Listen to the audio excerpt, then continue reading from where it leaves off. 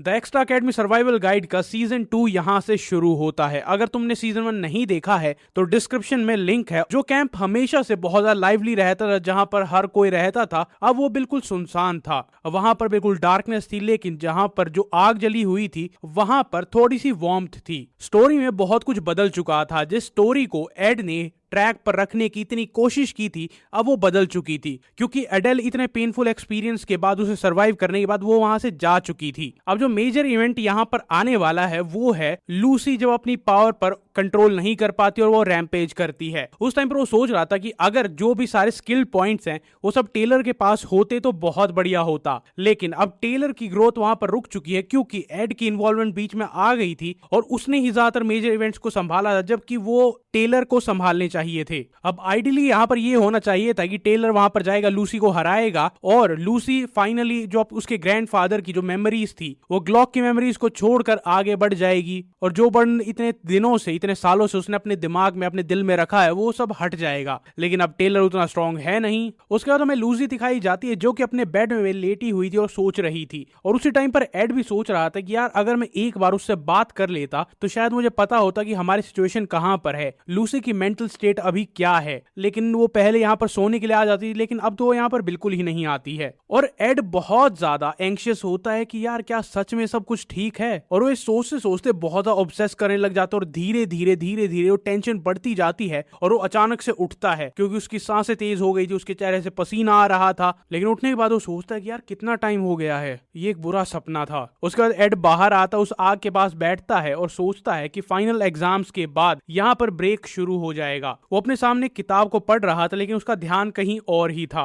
वो सोचता क्या ये सब कुछ इस वजह से हो रहा है क्योंकि यहाँ पर बहुत ही रिलैक्सिंग एनवायरनमेंट है, और उसके पीछे से एक बहुत ही रेड और डार्क ब्लैक जैसा ऑमिनस ऑरा उसके पास आने लग जाता है, जैसे उसे कोई मेमोरी याद आ रही है। और फिर वो सोचता है कि नहीं, यहाँ पर आने से पहले हर रात को मुझे वही सपना आता था। जब वो अपने मिलिट्री के दिनों में होता था तो उसे ये सपना हर रोज आता था। उसके बाद हमें एकेडमी दिखाई जाती है जहां पर लोग बात कर रहे थे, यार एड आजकल बहुत ज्यादा परेशान लगता है। कोई सामने से रिप्लाई करता है कि हाँ मुझे भी यही लगता है, और मुझे बहुत ही बुरी फीलिंग आ रही है इसके बारे में, जैसे कुछ तो गलत है, कुछ तो गड़बड़ हुई है। एड वहीं कैफेटेरिया में बैठकर खा रहा था और लोग आपस में बात कर रहे थे कि यार बाहर से तो सब कुछ ठीक लगता है, लेकिन वो हमेशा बिजी रहता है। उसे कैंप में जो काम करना होता है वो काम करता है, सारी क्लासेस अटेंड करता है, अपना काम भी करता है, पढ़ाई भी करता है। लेकिन ये मेरी बस एक अजम्पशन है, लेकिन ये सब कुछ सिर्फ बाहर से है, अंदर उसके दिमाग में कुछ ना कुछ तो बहुत ज्यादा चल रहा है। और ये उसकी बहन होती है, और वो कहती है कि यार मुझे उसके बारे में बहुत ज्यादा चिंता होती है। और सामने वाला इंसान भी कहता है कि हाँ मुझे भी पता है, लेकिन हम क्या ही कर सकते हैं। और वो कहता है कि जैसा कि तुम्हें पता ही है यार, एड के रिलेशनशिप्स बहुत ज्यादा कॉम्प्लिकेटेड हैं। और तब उसकी बहन को याद आते हैं कि आखिरकार वो किस किस लड़कियों के साथ रहता है। लूसी जो कि एक जीनियस मेज और सबसे पावरफुल मेज है, उसके बाद जेनिका जो कि एक स्पिरिट मेज और बेस्ट स्पिरिट मेज है, उसके बाद लॉटेल जो कि एक ब्रूटल बिजनेस वुमन है। और वो कहती है कि हाँ मुझे पता है यार वो कैसी कैसी लड़कियों के साथ रहता है, उनको सोचकर मुझे डर लगता है। और वो कहता है वैसे एड मुसीबत में पड़े ये कोई बहुत ज्यादा नॉर्मल बात तो नहीं है, वो ज्यादातर दिक्कतों से या मुसीबतों से दूर ही रहता है। कुछ लोग इसे अपॉर्चुनिटी की तरह भी देख सकते हैं, क्योंकि बहुत सारे लोग एड से जेलस भी हैं। उसके बाद सीन चेंज होता है और कोई कहता है कि शायद ऐसा भी हो सकता है कि आगे जाकर कंपटीशन और ज्यादा बढ़ जाए। हमें कैंप में दिखाए जाते हैं जेनिका और एड, और जेनिका कहती है कि आई थिंक मैं अभी लोअर लेवल स्पिरिट्स को समन कर सकती हूँ।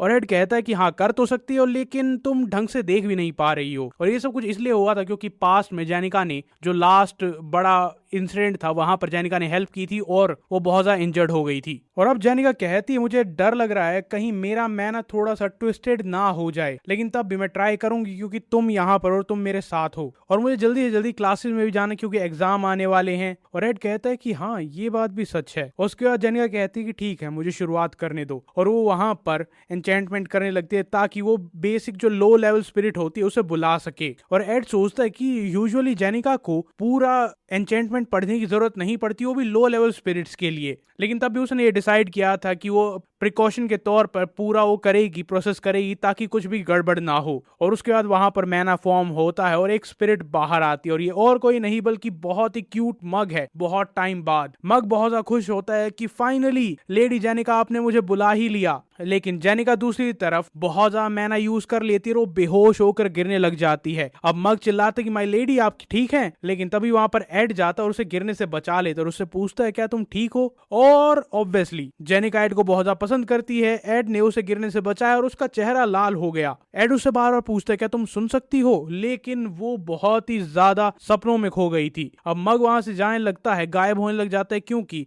जेनिका अपने मैना को मेंटेन नहीं कर पाती और उसे कहती है कि अभी के लिए तुम वापस चले जाओ। और मग कहता है कि ऑल राइट, लेकिन वो कहता है कि यार मैं इतने टाइम बाद बाहर आया था, फिर से वापस जाना पड़ रहा है। और जेनिका कहती है कि हाँ जितना मैंने सोचा था उससे ज्यादा मैना यूज हो गया। और एड उसके माथे पर हाथ लगाता और कहता है कि ये थोड़ा वियर्ड है, तुम पूरी तरीके से रिकवर्ड नहीं हुई हो क्या, शायद लग रहा है कि तुम्हें बुखार हो गया है। और जेनिका स्वेट करते हुए कहती है, उसका चेहरा लाल हो गया, नहीं ये वो मैना की वजह से नहीं है एड। और जब वो दोनों अपने इस रोमांटिक ऑकवर्ड मोमेंट में थे तभी पीछे से आवाज आती है कि मुझे पता था कि ये वियर्ड होगा, लेकिन जब मैं इसे अपने सामने से देखती हूँ तो मुझे और ज्यादा बुरा लगता है। और एड कहता है कि हाँ ये कौन है। और वहां सामने से लॉटेल आ रही थी, वो हाय कह रही थी, स्माइल कर रही थी, लेकिन उसके चेहरे पर वो अनोयंस, वो गुस्सा, वो जेलसी दिखाई दे रही थी। और वो कहती कि एड मैं यहाँ पर तुमसे मिलने के लिए आई थी। लेकिन उसके बाद उसकी आंखें बिल्कुल छोटी हो जाती है और वो कहती कि मैंने अपने आप को प्रिपेयर किया था ये सब कुछ देखने के लिए, लेकिन यहाँ पर आकर जब मैं देख रही हूँ तो मेरा गुस्सा।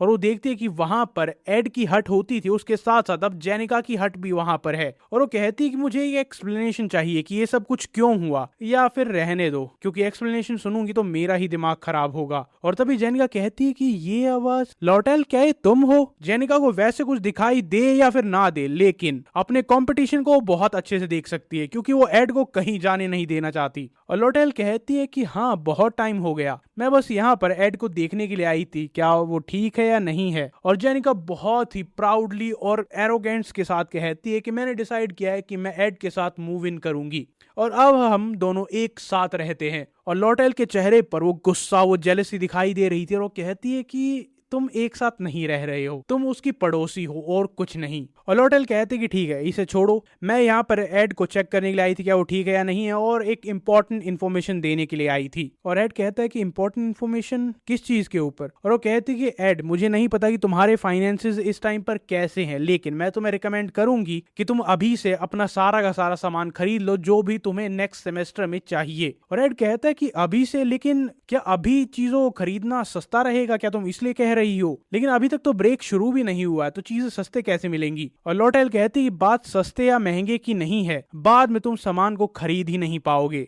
और इसके बाद लॉटेल जेनिका के पास जाती है और कहती है कि तुम्हें भी ये इंपॉर्टेंट इन्फॉर्मेशन फ्री में सुनने को मिल गई है तो अपने आप को लकी कंसिडर करो, ठीक है। और जेनिका कहती है कि हाँ मैं लकी तो हूँ। और वो कहती है कि अब मैं और एड एक साथ रहते हैं तो तुम्हें हमें चीजें अलग अलग बताने की जरूरत नहीं है, तुम एक साथ भी बता सकती हो, लेकिन फिर भी थैंक यू ये सब कुछ बताने के लिए। और लॉटेल के चेहरे पर वो गुस्सा दिखाई दे रहा था और एड सोचता है कि यार जेनिका कभी भी मौका नहीं छोड़ती है, जब लॉटेल का नाम आता है इसे सब कुछ दिखाई देता है, सब कुछ सुनाई देता है, इसके रिएक्शन बिल्कुल प्रॉपर होते हैं। और लॉटेल गुस्से से पागल हो रही थी, उसके पीछे फायर स्पिरिट का वो ऑरा दिखाई दे रहा था। लेकिन एड सोच रहा था कि यार हम लॉटेल के बारे में बात कर रहे हैं, वो गुस्सा तो नहीं करेगी, लेकिन फिर भी सरप्राइजिंगली वो कहती है कि मेरा दिमाग खराब करना बंद करो, अब मैं यहाँ से जा रही हूँ, आज के लिए बस इतना ही। लेकिन वो रुकती है और कहती है लेकिन ये जगह है तो अच्छी, यहाँ पर हवा बहुत साफ है, आसपास एक नदी है जिसमें प्योर पानी आता है। अब मुझे समझ में आया कि लूसी यहाँ पर आकर नैप क्यों लेती थी। और जेनिका कहती है कि क्या। और एड उसे देखता है कि यार जेनिका की आंखें अभी पूरी तरीके से रिकवर नहीं हुई हैं, लेकिन जब बात लॉटेल की आती है तो क्लियरली देख पाती है, उसने क्लियरली देखा था लॉटेल के चेहरे पर वो कनिंग स्माइल। उसके बाद हमें एकेडमी दिखाई जाती है जहां पर वो कह रहा था कि लेडी लॉटेल ने एक मैसेज छोड़ा है, जहां पर ये और कोई नहीं बल्कि वही हेडमेड थी जो कि लूसी को कंट्रोल कर सकती है और जिससे लूसी को बहुत ज्यादा डर लगता था। वहां पर एक दूसरी मेड उसे कहती है कि लेडी लॉटेल ने कहा है कि वो आपके लिए रिप्लेसमेंट भी ढूंढेंगी और उसके साथ साथ आपको एक नई जॉब भी ऑफर की है, और ये उनकी पे ऑफरिंग है कि वो आपको कितनी सैलरी देना चाहती हैं। और वो हेडमेड सोचती है कि यार मुझे पता है कि लेडी लॉटेल ऐसा ही कुछ करती है, लेकिन ये तो बिल्कुल आउट ऑफ द ब्लू है, अचानक से एक जॉब जॉब ऑफर और उसमें लिखा हुआ था कि वो उसे 3 गोल्ड कॉइन ऑफर करेंगी, जो कि छोटा अमाउंट बिल्कुल भी नहीं है। और वो कहती है कि यार मैंने इस हॉल में बहुत लंबे टाइम तक काम किया है, तो वो चाहे कितना भी पे करे क्या ही फर्क पड़ता है। लेकिन जो दूसरी मेड होती है वो कहती है कि मैं आपके पर्सनल मैटर में इंटरफेयर करना तो नहीं चाहती, लेकिन चीफ मेड उन्होंने 3 गोल्ड कॉइन कब के लिए ऑफर किए हैं वो आपको पढ़ना चाहिए। जब मैंने पढ़ा था तो मुझे भी यकीन नहीं हुआ था। वो 3 गोल्ड कॉइन महीने के नहीं, हफ्ते के नहीं, दिन के 3 गोल्ड कॉइन ऑफर कर रही हैं। और ये देखकर वो दोनों ही बस वहां पर चुप खड़ी रहती हैं, क्योंकि ये अमाउंट इतना ज्यादा अब्सर्ड था कि अगर उन्हें महीने के 3 गोल्ड कॉइन भी मिलते हैं तो बहुत बड़ा अमाउंट होता है, डेली तो बहुत ही ज्यादा है। फिर उसके बाद हमें बिल्डिंग की आउटसाइड दिखाई जाती है और बस एक सवाल, क्या आप क्विट करेंगी? फिर सीन शिफ्ट होता है एड के कैंप में, जहां पर वो कुछ प्रिपेयर कर रहा था और वो नीचे देखता है कि ये कौन है, और नीचे आवाज आती है, क्या आप ही एड हैं? और वो बताता है कि मुझे यहाँ पर लेडी लॉटेल ने भेजा है। मेरा ऑफिशियल टाइटल है सेल्स मैनेजर ड्यून of elite trading company Sylvania branch. और उसके साथ एक और लड़की होती है, वो उसे इंट्रोड्यूस करते हुए कहता है कि ये है रीना, और वो कहता है कि मैं यहाँ पर कुछ सर्वे करने के लिए आया हूँ। और एड सोचता है कि सर्वे, लेकिन किस चीज के लिए? उसके बाद हमें लॉटेल दिखाई जाती है जो आपस में ही बात कर रही थी कि बहुत जल्दी ये सब कुछ खत्म हो जाएगा। और वो लड़का बताता है कि लेडी लॉटेल ने मुझे यहाँ पर भेजा है ताकि मैं उनके लिए भी यहाँ पर एक कैबिन बना सकूं। अब एड के साथ यहाँ पर जेनिका के साथ लॉटेल भी रहेगी। अब ये पहला ही एपिसोड है, यहाँ पर आखिरकार लॉटेल करने क्या वाली है, वो एड को ये क्यों कह रही थी कि तुम्हें सब कुछ अभी खरीद लेना चाहिए। अगर तुम्हें कुछ आइडिया है तो कमेंट्स में जरूर बताना। Bye bye. अब वहां पर कोई मिलने के लिए आता है और एड को कहता है कि लेडी लॉटेल ने हमें यहाँ पर भेजा है क्योंकि वो अपना एक कैबिन या फिर हट यहाँ पर बनवाना चाहती हैं, और उन्होंने मुझे यहाँ पर भेजा ताकि मैं यहाँ पर कुछ रफ मेजरमेंट्स ले सकूं वो हट बनाने के लिए। और एड हैरान हो जाता है कि एक कैबिन, वो बिल्कुल सीरियस थी। वेल आखिरकार मैं एक्सपेक्ट भी क्या ही कर सकता हूँ, वो लॉटेल है। और वो दोनों वहां पर खेलने लग जाते हैं। वो लड़का एक टूल निकालता है, पीछे फेंकता है और लड़की कैच कर लेती है और उसे कहता है कि आपसे मिलकर बहुत ही खुशी हुई, लेडी लॉटेल आपके बारे में बहुत ज्यादा बात करती हैं। और एड कहता है कि ये बहुत ज्यादा वियर्ड है कि तुम मुझसे इतने पोलाइटली बात कर रहे हो, तुम बिल्कुल मेरी ही एज के लगते हो, तो तुम क्यों ना थोड़ा रिलैक्स करो और मुझसे नॉर्मल तरीके से बात करो। लेकिन वो लड़का कहता है कि आप एक बहुत ही स्पेशल इंसान हैं मेरे एम्प्लॉयर के लिए, मतलब लेडी लॉटेल के लिए, तो थोड़ी चापलूसी करना कभी भी बुरी बात नहीं होती, क्या पता आप कब काम आ जाओ। और वैसे ही मुझे नहीं लगता कि मैं आपसे बहुत लंबे टाइम तक मिलूंगा, क्योंकि लेडी लॉटेल को अपने एम्प्लॉयज को यहाँ पर भेजना पसंद नहीं है। और इसी टाइम पर उस लड़की को कहता है कि जल्दी चलो। और एड उससे पूछता है क्या कोई स्पेसिफिक रीजन है कि वो अपने एम्प्लॉयज को यहाँ पर भेजना पसंद नहीं करती है। और एड मनी मन सोचता है क्योंकि ऐसा हो सकता है कि वो बहुत ज्यादा अवेयर है कि जैसा वो लोगों के सामने बिहेव करती है और जैसा वो मेरे साथ बिहेव करती है वो बहुत ही ज्यादा अलग है। और वो लड़का जो यहाँ पर मेजरमेंट लेने के लिए आया था वो भी यही बात कहता है कि बाकी सब के सामने लेडी लॉटेल अपनी कंपनी में एक आयरन लेडी की तरह है, जिनकी नसों में सिर्फ लोहा है और कुछ नहीं। वो किसी पर रहम नहीं दिखाती, किसी को प्यार नहीं दिखाती। और एड उसे कहता है कि ऐसा लग रहा है कि तुम अपने एम्प्लॉयर की उतनी इज्जत नहीं करती जितने तुम दिखाते हो। और वो कहता है कि नहीं, एक्चुअली ये कॉम्प्लीमेंट है। और वो कहता है खैर छोड़िए, जो भी हो, अगर आपको कभी भी किसी हेल्प की जरूरत हो हमारी कंपनी से और आप लेडी लॉटेल को बताना नहीं चाहते हैं तो आप मुझे कॉल कर सकते हैं, ये मेरा कार्ड है, मेरा नाम है ड्यून, और आप मुझे किसी भी टाइम पर कॉल कर सकते हैं। और वो अपने बैग से एक बोतल निकालता है, उसे चमकाता है और एड को ऑफर करता है और कहता है कि ये ड्रिंक ब्लैक मार्केट में भी कम से कम 1 गोल्ड कॉइन की होती है और ये बहुत ज्यादा स्ट्रॉन्ग है, तो इसे ऐसे किसी इंसान को मत देना जिसे ढंग से पीनी नहीं आती है, वरना वो बहुत ज्यादा ड्रंक हो जाएंगे। आपको पता है मेरी पार्टनर रियाना ने एक दिन एक सिप ली थी और उसके बाद, और वो पीछे चिल्लाते हुए आती और कहते कि दूसरों की एम्बैरेसिंग स्टोरी बताना बंद करो ड्यून। एड उस बोतल को देखता है और सोचता है कि यार तुम मेरे बारे में कुछ ज्यादा ही हाईली सोचते हो। और वो कहता है बहुत ज्यादा सोचते हैं। वो वहां से जाने लगता है और कहता है कॉन्ट्रेरी, हम आपके बारे में सही सोचते हैं, आप अपने आप को कम समझते हैं। और उसके बाद एड थोड़ा सीरियस हो जाता है कि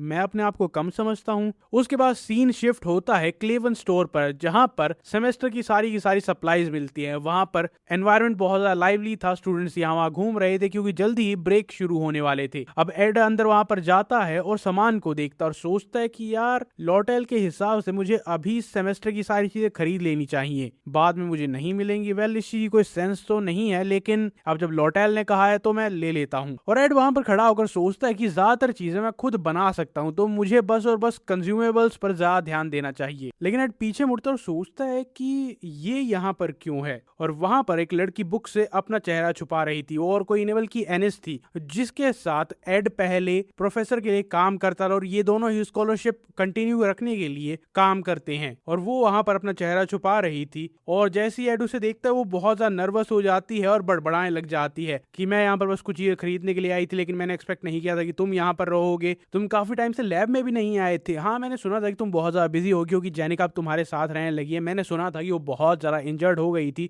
वेल, मैं थोड़ी सरप्राइज थी कि तुमने कुछ भी अनाउंस नहीं किया, वो तुम्हारे साथ वहां पे रह रही है। मैंने सुना है कि वो बहुत ज्यादा काम है, वो अब ठीक रहने लगी है, और आई एम श्योर कि तुम अब भी अपनी सिचुएशन में बहुत ज्यादा बिजी हो, तो मैंने इसीलिए सारी सिचुएशन को प्रोफेसर को एक्सप्लेन कर दिया था। उसके बाद जो क्लेबिस है, ऑनिक्स है, वो अच्छे से काम करते हैं, तो तुम्हारी वहां पर आने की कोई जरूरत नहीं है। आखिरकार तुम्हें भी स्कॉलरशिप की जरूरत है ताकि तुम अपनी जिंदगी को आसान बना सको, जी सको। और वो बोलती रहती है और एड बस खड़ा होकर कहता है थैंक यू। और अब वो थोड़ी हड़बड़ा कर कहती कि अब मैं यहाँ से चलती हूँ। वो पीछे मुड़कर जाने लगती है, लेकिन वो किसी चीज से टकराती है और एड उसे बचाने के लिए आगे आता है, लेकिन अचानक से उसके हाथ से जो बैग गिरा था, एड उसे पकड़ लेता है। और जब एड उसके अंदर देखता है तो उसे बहुत ही अजीब चीज दिखाई देती है। पहले तो कहता है कि बी केयरफुल, लेकिन उसके बाद वो कहता है कि ये सेब सड़ी हुई क्यों है। उसके बाद उसमें देखता है कि पोटैटोज भी सड़े हुए हैं, स्पिनच ऐसी लग रही कि इसने खुद जमीन में से निकाली है। यहाँ पर ये ब्रेड मोल्डी क्यों है, लेकिन एड दोबारा से उसे वापस रखता है और कहता है नेवर माइंड। लेकिन वो कहती है कि तुम देख सकते हो ऐसी कोई स्पेशल चीज नहीं है। वो बहुत ज्यादा नर्वस हो जाती है, एम्बैरस हो रही थी कि एड को ये पता चल गया है कि उसके पास ज्यादा पैसे नहीं है। और वो कहती है वैसे भी फर्क नहीं पड़ता, ऐसा नहीं है कि मैं तुम्हें इंप्रेस करने की कोशिश कर रही हूँ, ऐसा नहीं है कि हम डेट कर रहे हैं, और मैं गरीब होने से अशेम क्यों रहूंगी। गरीब होना कोई बुरी बात नहीं होती। लेकिन उसके चेहरा कोई और ही स्टोरी बता रहा था। वो बहुत ज्यादा एम्बैरस थी और रोने वाली हो रही थी, और उसके बाद वो जमीन पर बैठ जाती और कहती कि यार मैं जिंदा नहीं रहना चाहती, ये क्या है, मेरी जिंदगी ऐसी क्यों है, मैं ही गरीब क्यों हूँ। और उस टाइम पर एड उसके बारे में सोचता है कि एनिस हेलेना एक ऐसी कॉमनर है जो कि नोबल से भी ज्यादा एलिगेंट है, एलीट लगती है। और जब मैं यहाँ पर आया तो मुझे भी इसके बारे में यही लगा था, लेकिन उसे ये भी पता था कि जैसे ही एनिस इस एकेडमी में आई थी उसकी फैमिली बैंकरप्ट चली गई थी, जिसकी वजह से उसे यहाँ पर स्कॉलरशिप के लिए काम करना पड़ता था। और मैंने सोचा था कि उसका हार्ड टाइम चल रहा होगा, लेकिन इतना ज्यादा कि उसे ये सब कुछ खाना पड़े। और उसकी सिचुएशन तो मुझसे भी खराब है, मैं बाहर कैंप में रहता हूँ, वो यहाँ पर रहती है, लेकिन तब भी। और उसके बाद वो दोनों एक वाटर फाउंटेन के पास बैठ जाते हैं और वो एड को एक कुकी देती है और बताती है कि एनिस ये कुकी लेकर आई थी क्योंकि वो क्लारा के साथ एक बेकरी मेंबरशिप शेयर करती है, जिसकी वजह से वो ये चीजें बाय कर सकती है। और एड मनी मैन सोच रहा था कि यार मैं यहाँ से ये सारी इन्फॉर्मेशन जाने बिना भी जा सकता था, मुझे ये सारी इन्फॉर्मेशन जानने की जरूरत नहीं थी, आखिरकार मैं दूसरों के चक्करों में क्यों पड़ जाता हूँ। लेकिन बाहर से ये सब कुछ नहीं दिखाता है। और वहीं एनिस बताती है कि एक नए प्रोफेसर आने वाले हैं, वो प्रोफेसर ग्लास की जगह लेंगे। अब प्रोफेसर ग्लास के साथ जो कुछ हुआ तो वो तुम्हें पता ही है। तो कहती कि इसीलिए मैं यहाँ पर कुछ सप्लाईज लेने के लिए आई थी जिस पर हम लो हैं। उसके बाद वो एड का बैग देखती है और कहती है कि तुम काफी चीजें खरीद रहे हो। और एड कहता है ये ज्यादा कुछ नहीं है, मैंने बस सुना था कि स्कूल में प्राइसेस बढ़ने वाले हैं, जो भी स्कूल सप्लाईज होती हैं, तो इसीलिए मैं पहले यहाँ पर खरीदने के लिए आ गया। और वो कहती है कि हाँ, मैंने चेक किया था कि जो हर दिन के प्राइसेस हैं वो पिछले महीने से 10% ज्यादा बढ़ गए हैं, मैं हर रोज उन्हें चेक करती हूँ। और एड कहता है कि तुम हर रोज प्राइसेस को चेक करती हो। और वो कहती है कि ऐसी कोई शेम वाली बात नहीं है, तो क्या हुआ अगर मैं हर रोज प्राइसेस को चेक करती हूँ, तो तुम्हें क्या लगता है मैं बहुत ज्यादा कर रही हूँ। लेकिन एड बहुत ही सरप्राइजिंगली कहता है नहीं, मुझे वियर्ड नहीं लगता है, लेकिन मुझे ये लगता है कि हम दोनों बहुत ज्यादा सिमिलर हैं। और एनिस ये सुनकर हैरान हो जाती है कि तुम और मैं सिमिलर कैसे। और उस टाइम पर एड अपने मन में सोच रहा था कि अगर ये सिक हो जाएगी, बीमार पड़ जाएगी, तो ये काम नहीं कर पाएगी तो ये अपना डॉर्म रूम या हॉस्टल रूम लूज कर देगी, जिसकी वजह से इसे एकेडमी से बाहर रहना पड़ेगा, जो कि अफोर्ड नहीं कर सकती, और ये पढ़ाई नहीं कर पाएगी। इसी वजह से जब ये बीमार होती है तब भी ये यहाँ पर काम करने के लिए आती है। और एड उसके सामने सिर्फ एक वर्ड कहता है, वो है सर्वाइवल। और उसे बताता है कि सबके लिए वर्ड्स अलग अलग मीनिंग रखते हैं। जैसे मेरे लिए वुड्स में रहना, वहां जंगल में अपने एक कैबिन, एक हट बनाकर, जो कि बहुत ज्यादा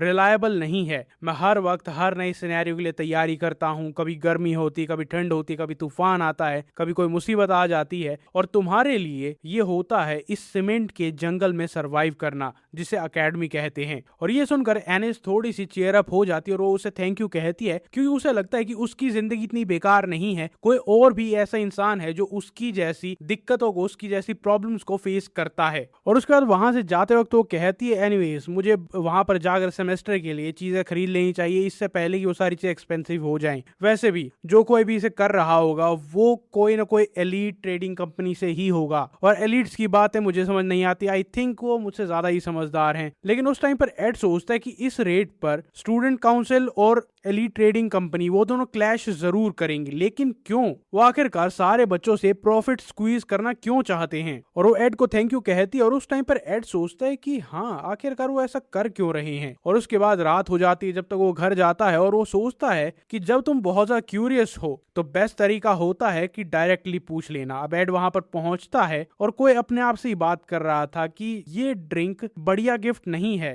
कम ऑन ड्यून, अगर तुम्हें मेरे फंड्स में से पैसे चुराने हैं तो कम से कम कुछ ढंग का तो गिफ्ट करते। महंगा हमेशा बढ़िया नहीं होता, कम से कम तुम्हें एक वाइन खरीदनी चाहिए थी। वहां पर लॉटेल उस बोतल के साथ बैठी थी और एड अपना बैग रखते हुए कहता कि तुम्हें पता है ना कि वो बोतल मेरी है। और लॉटेल हंसते हुए कह देती कि वैसे भी ये मेरी ही तरफ से आई है। और वो एड को बताती कि ड्यून कभी कभी मेरे फंड्स में से पैसे चुरा लेता है, ऐसी चीजें खरीदने के लिए, कुछ गिफ्ट करने के लिए। उसे ये भी रियलाइज नहीं हुआ है कि मैं ये सब कुछ जानती हूँ। और एड उससे पूछता है कि तुम ऐसी सारी चीजों को जाने क्यों देती हो? और वो कहती है ताकि मैं बाद में इन सारी चीजों को उसे मैनिपुलेट करने के लिए यूज कर सकूं। ये एक बुरी आदत है लेकिन मुझे पसंद है। मुझे इंश्योरेंस की जरूरत तो होती है हर किसी को अपने हिसाब से कंट्रोल करने के लिए। ये थोड़ा वियर्ड है ये कहना कि तुम स्पेशल हो, लेकिन मेरे पास तुम्हें कंट्रोल करने के लिए, तुम्हें एक जगह पर रखने के लिए कोई चीज नहीं है। इसके बाद वो आकर एड को हग करती है, साइड हग करती है और कहती है क्यों ना हम एक दूसरे को अपनी वीकनेसेस बताएं। आई एम श्योर तुम्हारे पास बहुत कुछ होगा बताने के लिए। उसके बाद हमें एक बिल्डिंग दिखाई जाती है जो कि होता है प्रोफेसर का हॉस्टल। वहां पर प्रोफेसर रहते हैं और एड उसके पीछे चलता हुआ जाता और कहता है कि वॉक करने के लिए थोड़ी अजीब जगह है, लेकिन इसे फॉलो करते हुए हम प्रोफेसर के डॉर्म रूम्स तक पहुंच गए हैं। और वहां पर लॉटेल कहते हैं यहाँ पर बहुत सारे लोग नहीं है, तो ये बात करने के लिए बढ़िया जगह है। और एड कहते हैं कि ये क्लासिकल स्कीम तुम्हारे जैसे तो नहीं लगती, तुम ऐसे बिहेव कभी नहीं करती। और उस टाइम पर एड को लॉटेल की बात याद आती है कि इससे कोई फर्क नहीं पड़ता कि चीजें कितनी महंगी हो जाएंगी, खरीदने के लिए कुछ बचेगा ही नहीं। और एड उससे डायरेक्टली पूछ लेता है क्या तुम प्लान कर रही हो कि तुम बहुत सारी चीजें खरीद लोगी और उसके बाद स्कूल सप्लाईज की डिमांड बहुत ज्यादा होगी, सप्लाई कम होगी तो प्राइस बढ़ा दोगी? और वो कहती है कि हाँ, आखिरकार इस पूरे आइलैंड पर मैं ही एक हूँ जो कि फ्रीली प्राइस को कंट्रोल कर सकती है। और लॉटेल पीछे मुड़कर देखती और कहती मैंने कभी नहीं सोचा था कि तुम भी एलीट्स की वर्किंग में इतना ज्यादा इन्वॉल्व होना चाहोगे। आखिरकार तुम क्यों जानना चाहते हो? क्या तुम्हें चिंता हो रही है? और लॉटेल कहती है कि देखो, अगर इस टाइम पर तुम्हें मेरी चिंता ना भी हो रही हो तब भी तुम्हें हाँ कहना होता है। एड कहता है कि पहले मेरी बात तो सुनो। एड कहता है कि हाँ, मुझे तुम्हारी चिंता हो रही है क्योंकि मुझे नहीं पता कि तुम ये क्यों कर रही हो और आखिरकार इसमें क्या रिस्क हो सकता है। और तब लॉटेल कहती है कि हमें एक दूसरे के साथ सीक्रेट्स ट्रेड करने चाहिए। तुम मुझे अपना सीक्रेट बताओ और मैं तुम्हें अपना सीक्रेट बताऊंगी, उसके साथ साथ ये भी कि मैं ऐसा क्यों कर रही हूँ। और एड कहता है कि आखिरकार तुम प्लान कर क्या रही हो? और लॉटेल कहती है मैंने तुम्हें कहा ना कि मैं अपनी वीकनेस तुम्हारे साथ शेयर करना चाहती हूँ, लेकिन पहले तुम्हें भी कुछ शेयर करना होगा। अगर तुम बताओगे तो मैं भी बता दूंगी। और एड एक लंबी सांस लेता और कहता है एक वीकनेस? हाँ। और उसे कहता है कि तुमने मुझसे ये पहले ही पूछा था। और उसके बाद हमें एक मेमोरी दिखाई जाती है जहां पर लॉटेल ने उससे पूछा था क्या तुमने आज तक किसी को भी मारा है? और एड कहता है कि नहीं, मैंने आज तक कभी किसी को जान से नहीं मारा है। और लॉटेल हंसते हुए कहती कि अरे हाँ, उस बात को 1 साल हो गया है, लेकिन अब तुम उस बात को सामने लेकर क्यों आ रही हो? और एड कहता है कि मैंने तुमसे झूठ बोला था। एड का चेहरा डार्क हो जाता। आसपास सब कुछ बहुत ज्यादा खूबसूरत था, ब्राइट था, लेकिन एड का चेहरा डार्क हो चुका था। वो कहता है कि मैंने किसी को मारा है और बहुत सारे लोगों को मारा है। अचानक से वहां पर एनवायरनमेंट बहुत ज्यादा टेंस हो जाता है। एड के पीछे रेड ऑरा आ जाता है, उसका चेहरा, उसके एक्सप्रेशन सब चेंज हो जाते हैं। और अब लॉटेल को समझ नहीं आता कि वो क्या करे। क्या वो एड वही इंसान है जिसे वो जानते हैं या फिर वो कोई और इंसान है? उसके बाद हमें एक सीन दिखाया जाता है जहां पर एड की पास्ट मेमोरीज याद आती है, जहां पर कहीं एक वॉर चल रही थी, लोग एक दूसरे को मार रहे थे, अलग अलग जगह धमाके हो रहे थे, और वो बताता है कि ये तुम्हारे ऊपर है, तुम मुझे बिलीव करना चाहती हो या फिर नहीं चाहती हो। लेकिन एक टाइम पर मैं एक बैटलफील्ड पर था, कहीं दूर फॉरेन लैंड पर, जहां पर ऐसी सिचुएशन थी जैसे तुम्हें ड्रैग किया गया हो और उस वॉर जोन में छोड़ दिया गया हो। और ऐसी सिचुएशन में तुम बहुत बार ऐसी चीजें देखती हो जो कि अच्छी नहीं होती है, जैसे तुम्हारे आसपास के तुम्हारे प्यार करने वाले लोग मर जाते हैं, और उसमें कुछ ऐसे लोग भी होते हैं जिन्हें देखकर तुम सोचते हो कि शायद मैं इसे बचा सकता हूं। स्पेशली वो लोग जिनसे तुम बात करते, जिनके पास तुम रहते थे। हमें एड का चेहरा दिखाया जाता है जो कि बहुत ज्यादा डर में था। उसके बाद कुछ सोल्जर्स यहाँ से वहां भाग रहे थे, धमाके हो रहे थे, और एड अपने एक दोस्त को अपने कंधे पर उठाकर भाग रहा था और कहता ही, पहले तुम अपने दांत टाइट करते हो, तुम जिंदा रहने की कोशिश करते हो, अपने दोस्तों को बचाने की कोशिश करते हो, तुम थकान से कोलैप्स कर जाते हो, लेकिन तब भी तुम आगे बढ़ते रहते हो, अपने दोस्तों को बचाने की कोशिश करते हो। या फिर तुम एक ऐसे कॉमरेड या फिर दोस्त का हाथ पकड़कर रखते हो जिसकी जिंदगी धीरे धीरे जा रही है। तुम वहां पर फूट फूट कर रोना शुरू कर देते हो, तुम्हारे आंखों से आंसू आते हैं कि ऐसा क्यों हो रहा है, शायद मैं इसे बचा सकता था, मैं कुछ और करता, मैं कुछ और, शायद कुछ तो होता। लेकिन इवेंचुअली तुम ये सब कुछ करना छोड़ देते हो, क्योंकि तुम बिजी हो जाते हो अपने आप को जिंदा रखने में, तुम सर्वाइवल में बिजी हो जाते हो। उसके बाद बैक टू प्रेजेंट, जहां पर दोनों के डार्क चेहरे हो चुके थे, उन्हें पता था कि यहाँ पर क्या बात हो रही है, उसकी वो किस इंटेंसिटी की बात है। और एड कहता है कि पहले तुम्हें इस चीज से बहुत ज्यादा दुख होता है कि तुम अपने दोस्तों को, अपने कॉमरेड्स को पीछे छोड़कर जा रहे हो, लेकिन एक दिन तुम्हें ये रियलाइज होता है कि तुम नम हो चुके हो, तुम्हें ना दुख महसूस होता, ना दर्द महसूस होता है,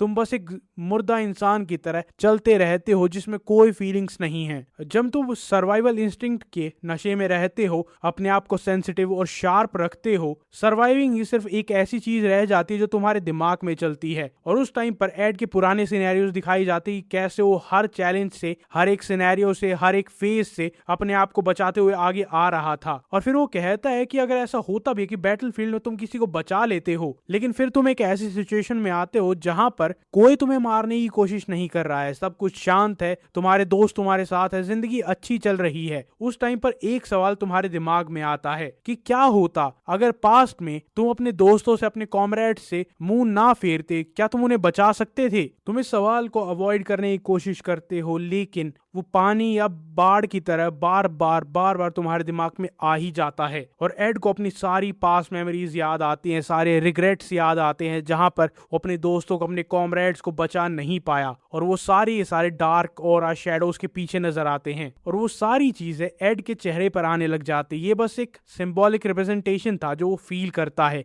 कि उन सब लोगों को मैंने मारा है क्योंकि मैं उन्हें बचा नहीं पाया। उसके बाद एड अपनी मुट्ठी टाइट करता और कहता है कि बहुत लंबे टाइम पहले ही मैं इस कंक्लूजन तक पहुंच चुका था कि मैं किसी को भी किसी भी सिनेरियो में अपना दोस्त, अपना कॉमरेड नहीं बनाऊंगा, और जो भी सारे कैरेक्टर्स थे वो बस की कैरेक्टर्स थे जिन्हें मैं इन्फ्लुएंस कर सकता हूं सर्वाइव करने के लिए। मैं हर तरह का रीजन बनाता था, अपने आप से झूठ भी बोलता था, लेकिन एंड में मैंने यही डिसाइड किया था कि मैं किसी को दोस्त नहीं बनाऊंगा। और रिसेंटली मैं अपने इस रिजॉल्व को भूल गया हूँ, और जिसका मतलब शायद ये है कि मेरी सर्वाइवल इंस्टिंक्ट डल हो गई है। अब तो मेरी वीकनेस जानना चाहती थी, यही मेरी वीकनेस है। उसके बाद वहां पर रात हो जाती है और सब कुछ बिल्कुल शांत था। उसके बाद वहां पर लोटेल कहती है कि मैंने तुम्हें प्रॉमिस किया था, तो मैं अभी तुम्हें तुम्हारा जवाब दे देती हूँ कि मैं इतना सारा सामान और स्कूल सप्लाईज क्यों खरीद रही हूँ। क्योंकि मुझे एक रिपोर्ट मिली थी जिसमें यह बताया गया था कि ट्रेडिंग कंपनी में एक रैट घुस आया है, वो यहाँ वहां से सामान चुरा रहा है, और हमें ये नहीं पता है कि वो कौन है, और ये एक फ्लश आउट प्रोसेस है जिसमें हम उसे बाहर निकालना चाहते हैं। हमने वेयर हाउस की बुक्स को चेक किया था, वहां पर जो स्कूल सप्लाईज है उसमें कुछ अनइवन था, वो दोनों चीजें मैच नहीं करी थी। इसका मतलब ये है कि कोई इंसान वहां पर आकर स्कूल सप्लाईज को चोरी कर रहा है। और एड वहां पर कहता है कि क्या वो लड़का ड्यून हो सकता है जो वहां पर मेजरमेंट्स लेने के लिए आया था, क्योंकि वो कई बार फंड्स चुराता ही तुमने ही मुझे बताया था। और वो कहते कि नहीं, ड्यून इतना ज्यादा बोल्ड नहीं है, वो छोटी मोटी चोरियां करता है और छोटी मोटी लग्जरीज में पार्ट लेता है और ज्यादा कुछ नहीं। और मुझे लगता है कि कोई और बहुत ज्यादा मलिशियस जो कि ड्यून से कहीं ज्यादा बड़ा है, वो हमारी ट्रेडिंग कंपनी में घुस गया है। जब प्राइस बढ़ेंगे तो या तो प्रॉफिट के लिए या फिर अपने आप को बचाने के लिए वो सामान को जरूर बेचेगा, क्योंकि वो हमेशा के लिए उसे अपने पास नहीं रख सकता, और तब हम उसे पकड़ लेंगे। और तब शायद मेरे हाथों एक और इंसान मारा जाएगा। और ये सुनकर एड हैरान हो जाता है कि तुमने भी। और उस टाइम पर लोटेल कहती है कि बैक देन हमने दोनों ने सेम चीज कही थी कि हमने किसी को नहीं मारा है। और वो कहती है कि मैंने डायरेक्टली कभी अपने हाथों से किसी को नहीं मारा है, लेकिन जिस तरीके से तुम डिस्क्राइब कर रहे थे अगर वैसे काउंट करें तो मैंने तुमसे कहीं ज्यादा लोगों को मारा है, क्योंकि मैं बहुत से लोगों को बचाने में नाकामयाब थी। लोटेल वहां पर एक सीन दिखाया जाता है जहां पर वो पेपर्स को पढ़ रही थी और वो कहती है क्योंकि मैं हमेशा बस और बस लोगों को नंबर से जज करती हूँ, एक अकाउंटिंग लेजर की तरह और कुछ नहीं। उसके बाद हमें एक आदमी दिखाया जाता है जिसके पैरों में बहुत कुछ था, जहां पर पेपर्स थे, पैसे थे, बैग था। और वो कहती कि मैं एक गोल्डन डॉटर हूं, लेकिन और वो बहुत ज्यादा उदास हो जाती है। एक पास सीन दिखाया जाता है जहां पर एक आदमी के हाथ में एक रस्सी थी और वो कहती क्या सब लोग ऐसे नहीं होते हैं। एक मर्चेंट जिसने एक बच्ची का टैलेंट रिकॉग्नाइज किया और उसके बायोलॉजिकल पेरेंट्स को ब्राइब दी ताकि वो उस लड़की को अपने साथ ले जा सके, अपनी एक अडॉप्टिव बेटी बना सके। उन गरीब माँ बाप को ये भी नहीं पता था कि आखिरकार वो कर क्या रहे हैं। जो हर रोज भीख मांग कर अपनी जिंदगी बिताते थे, उनके लिए ये एक सपने की तरह था। जो रॉटन ब्रेड खाते थे, जो स्लम्स में रहते थे, उनके लिए ये ऑफर किसी भगवान से कम नहीं था। और इन द एंड उन्हें ये रियलाइज भी नहीं हुआ था कि इस इंफॉर्मेशन को लीक होने से बचाने के लिए उन दोनों को मार दिया जाएगा। और अपनी बेटी को बेचते वक्त उन्हें ये भी रियलाइज नहीं हुआ कि वो क्या कर रहे हैं। अब दोबारा से वही सीन दिखाया जाता है जहां पर लोटेल कहती है ये सब के सब लोग एक जैसे ही तो थे। और वो पूछते हैं कि तुम्हें पता है कि मेरे पेरेंट्स को उस दिन कितने पैसे मिले थे जब उन्होंने मुझे बेच दिया था? 3 फेलन गोल्ड कॉइन जो उसके हाथ में थे। उसके चेहरे पर एक हल्की स्माइल आती है और वो कहती है कि ये बिल्कुल कल की बात लगती है कि मुझे अडॉप्ट कर लिया गया था सिर्फ और सिर्फ 3 गोल्ड कॉइन्स के लिए, और आज वो टाइम है कि मैं किसी की daily veg 3 gold coin set कर सकती हूँ। टाइम कितना बदल चुका है, लेकिन मुझे ऐसा लग रहा है कि मैं अब भी वही सेम लड़की हूँ। और अब वो आंखें बंद करती है और कहती है लेकिन तब भी 3 गोल्ड कॉइन हर रोज बहुत ज्यादा होते हैं। और मुझे तब भी लगता है कि वो इस चीज को रिफ्यूज कर देगी, लेकिन कोई बात नहीं। ट्रेडिंग कंपनी में जो रैट है, उसके अलावा मर्चेंट्स जो यहाँ वहां जाते रहते हैं, ड्यून को मैनेज करना जो हमेशा मेरी पीठ में खंजर घोंपने को रहता है, उसके साथ साथ और भी बहुत सारी चीजें, और ये कुछ भी मुझे बॉदर नहीं करती हैं, क्योंकि ना मैं किसी से कुछ एक्सपेक्ट करती हूँ और ना ही मैं किसी पर यकीन करती हूँ। लेकिन दूसरी तरफ तुम हो। और वो एड से एक सवाल पूछती क्या तुम्हें पता है कि ऐसा क्यों है कि मैं उन सब पर यकीन या फिर ट्रस्ट क्यों नहीं करती? और एड कहता है कि हाँ मुझे पता है, क्योंकि तुम डिसअपॉइंटेड नहीं होना चाहती। और लोटेल हंसते हुए कहती है कि हाँ तुमने सही कहा, इसीलिए मैं हमेशा अकेली रहती हूँ ताकि मैं कभी भी डिसअपॉइंटेड ना हो जाऊं। और वो हंसते हुए एड की तरफ देखती है और कहती है कि यही मेरी वीकनेस है। और अब एड को समझ में आता है कि आखिरकार लोटेल यहाँ पर क्यों आई थी। और उससे कहता है कि तुमने अपने बिजी स्केड्यूल में से टाइम निकाल कर मुझे वॉक के लिए पूछा क्योंकि। और लोटेल कहती है कि हाँ मेरे भी कान हैं, मेरी भी आंखें हैं, और तो और मेरे पास बहुत सारे लोग हैं जो कि पूरे कैंपस में होते हैं, और जितना लोग देख और सुन सकते हैं मैं उससे ज्यादा देख सुन सकती हूँ। और एड मनी सोचता है कि शायद इसने भी वो रूमर सुने थे कि मैं बहुत ज्यादा डिप्रेस घूम रहा था, मेरी एनर्जी कम थी, मैं हमेशा उदास लगता था। और लोटेल कहते हैं कि अपेरेंटली नोबल फैमिलीज में एक ट्रेडिशन होता है जहां पर जो बच्चे शादी करने वाले होते हैं वो एक दूसरे से अपनी वीकनेस शेयर करते हैं ताकि वो और ज्यादा क्लोज आ जाएं।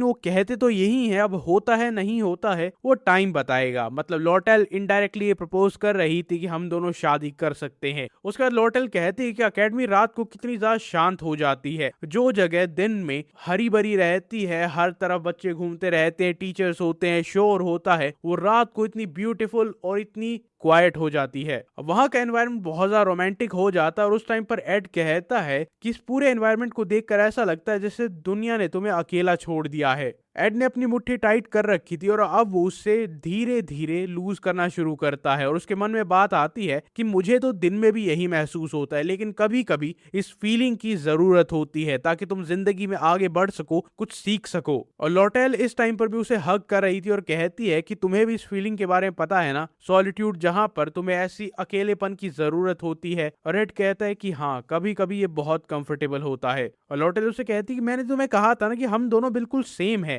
अब अगली सुबह आती है जहां पर कोई कहता है I am sorry miss Lotel, honestly आपने जो मुझे प्राइस ऑफर किया था वो वेजेस बहुत ज्यादा हाई हैं। 3 फेलन गोल्ड कॉइन, वो भी एक दिन के लिए, एक अब्सर्ड अमाउंट है, लेकिन मैं ऑफिस हॉल में काम करते हुए अपने काम पर प्राइड करती हूँ। और ऑफ कोर्स मुझे पता है कि मैं हमेशा फेयरली ट्रीट नहीं की जाती, कभी कभी वहां पर अनफेयरनेस भी होती है, लेकिन तब भी मैं कभी डिससेटिस्फाइड होती हूँ, कभी थोड़ा सा हार्ड होता है, कभी एग्जॉस्टेड होती हूँ, लेकिन तब भी मैं अपने काम में रिस्पॉन्सिबिलिटी और प्राइड दोनों लेती हूँ, इसीलिए मैं वो काम नहीं छोड़ सकती। और वहां पर लोटल थोड़ी उदास हो जाती है और कहती है कि डेली वेज 3 गोल्ड कॉइन की ये एक बहुत ही बोल्ड ऑफर था और इससे मुझे बहुत दुख हो रहा है कि तुम मेरे ऑफर को रिजेक्ट कर रही हो, लेकिन तो तुम जैसे नोबल कन्विक्शन को कोई पैसे से नहीं तोल सकता और मुझे पता है। और फिर लॉटेल कहती है चलो ये नहीं हो सकता तो क्यों ना हम एक साइड जॉब अरेंजमेंट करें। और वो हेडमेड हैरान हो जाती है कि एक साइड अरेंजमेंट, ये किस तरह की जॉब है। और वो कहती है कि मैंने सुना है कि रिसेंटली तुम वहां कैबिन में जाकर जेनिका की हेल्प करती हो, थोड़ा बहुत काम करती हो, और वो कहती है कि वहां पर ही मैं अपनी एक हट बना रही हूँ, तो क्यों ना तुम वहां पर रेगुलरली जैसे तुम चाहे वैसे मैनेज करके वहां पर कुछ टाइम जाओ, थोड़ा बहुत काम करो और वापस आ जाओ। तुम अपने हिसाब से अपना टाइम सेट कर सकती हो और जब तुम चाहे तब जा सकती हो, तब आ सकती हो, जैसे कि हफ्ते में 2 बार। और ये कहते वक्त लॉटेल बहुत ज्यादा क्यूट और इनोसेंट दिख रही थी और वो कहती क्या हम ऐसा नहीं कर सकते। और हेडमेट कहती कि हाँ ऐसा कर तो सकते हैं। और लॉटेल खुश हो जाती कि ठीक है ये बहुत बढ़िया है। वो थैंक यू कहती है और हेडमेट कहती कि अगर ये तुम्हारी टर्म्स हैं तो मैं ये कर सकती हूँ। और लॉटेल बहुत ज्यादा खुश थी कि बेला तुम कमाल की हो, ये रहा कॉन्ट्रैक्ट। उसने पहले से कॉन्ट्रैक्ट तैयार रखा था। वो कहती यहाँ और यहाँ साइन करो। और उसके बाद लॉटेल वहां से हंसते गुनगुनाते हुए चली जाती है और कहती है कि अब से मेरे विला की केयर तुम ही करोगे, तुम कैंप में जब चाहे तब जा सकते हो, हफ्ते में 2 बार आना, काम करना और चले जाना, कोई ऑब्लिगेशन नहीं, कोई जरूरत नहीं। हेडमेट कहती कि मैं आपको कैबिन पर मिलती हूँ, तब तक वो जा चुकी थी। और वो सोचती कि यार उसने एक साइड जॉब ऑफर की 1 गोल्ड कॉइन के लिए और उसने कॉन्ट्रैक्ट पहले से प्रिपेयर किया था।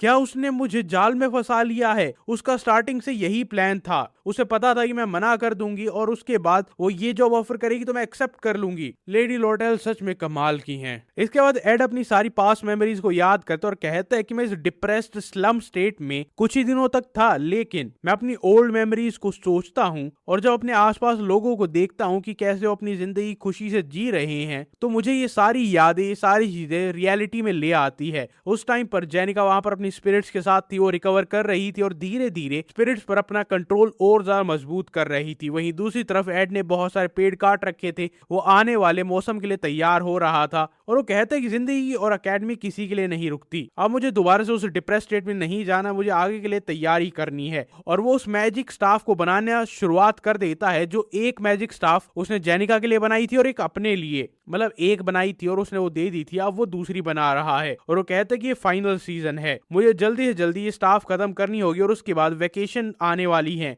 तो मुझे उसके लिए भी तैयारी करनी होगी। लेकिन दूसरी तरफ एक बहुत ही डार्क और ग्लूमी एनवायरनमेंट था, जहां पर एड की बहन अपने डोम रूम में बैठकर एक पेपर से कुछ पढ़ रही थी। वहां पर लिखा हुआ था कि बहुत दिन हो गए हैं और ये लेटर आया था उसके फादर की तरफ से। उसमें लिखा हुआ था कि मैंने सुना है कि वेकेशन शुरू होने वाली है, उसमें स्टूडेंट्स अपनी फैमिली के पास वापस जाते हैं, रेस्ट करते हैं और उसके बाद अकेडमी में वापस आते हैं। तान्या तुम्हें अब घर आ जाना चाहिए, थोड़ा रेस्ट करो, उसके बाद दोबारा से सिल्वेनिया चले जाना। और हाँ, अगर पॉसिबल हो तो एड को अपने साथ लेकर आना। और वो भी यही सोचती है जो मैं सोच रहा हूँ कि उसके फादर ने एड को मारने की कोशिश की थी और अब वो एड को क्यों बुला रहे हैं। The extra academy survival guide के लास्ट एपिसोड में हमने देखा था कि तान्या रॉथ टेलर, जो कि एड की बहन है, उसके पास एक मैसेज आता है और ये मैसेज आया था रॉथ टेलर फैमिली के हेड की तरफ से, जिनका नाम है क्रिपिन रॉथ टेलर, जो इन दोनों के फादर भी हैं। पास में उन्होंने कोशिश की थी कि वो एड को मार दे और उन्होंने वहां पर असैसिन भी भेजे थे, लेकिन वो नाकामयाब हुए थे। और अब तान्या के पास मैसेज आता है कि जल्दी ही तुम्हारी वेकेशन शुरू होने वाली है और इस टाइम पर बहुत सारे स्टूडेंट्स अपने घर वापस आते हैं, तो क्यों ना जब तुम घर आओ तो अपने साथ साथ एड को भी वहां पर लेकर आना। इस टाइम पर हमें क्रिपिन रॉथ टेलर की एक शैडो दिखाई जाती है, जो कि बहुत ही मेनेसिंग और डार्क ऑरा की होती है। अब आगे तान्या ये पढ़कर बहुत ज्यादा हैरान थी और उसके पीछे एक मेड खड़ी थी। वो बहुत टाइम से तान्या को देख रही थी और वो वहां पर ग्लूमी एक्सप्रेशन के साथ बस बैठी हुई थी और बार बार बस उस एक ही पेपर को पढ़े जा रही थी। वो मेड उससे पूछती है कि आप काफी थकी हुई लग रही हैं, लेकिन तान्या कहती है कि नहीं, मैं ठीक हूँ। उसके बाद वो सोचती है कि मेरे हाथ पहले से ही बंधे हुए हैं, मैं एलीट ट्रेडिंग कंपनी के साथ पहले से ही एक कंपटीशन में हूँ, मेरी उनके साथ लड़ाई चल रही है और अब फादर ने भी यहाँ पर लेटर भेज दिया कि तुम घर आओ और अपने भाई को साथ लेकर आना। अब मैं अपनी चिंता करूं, ट्रेडिंग कंपनी से लड़ूं या फिर अपने भाई को बचाऊं। वो इस चीज को लेकर बहुत ज्यादा स्ट्रेस होती है और पूरी रात ऐसे ही निकल जाती है। फिर सुबह होती है जहां पर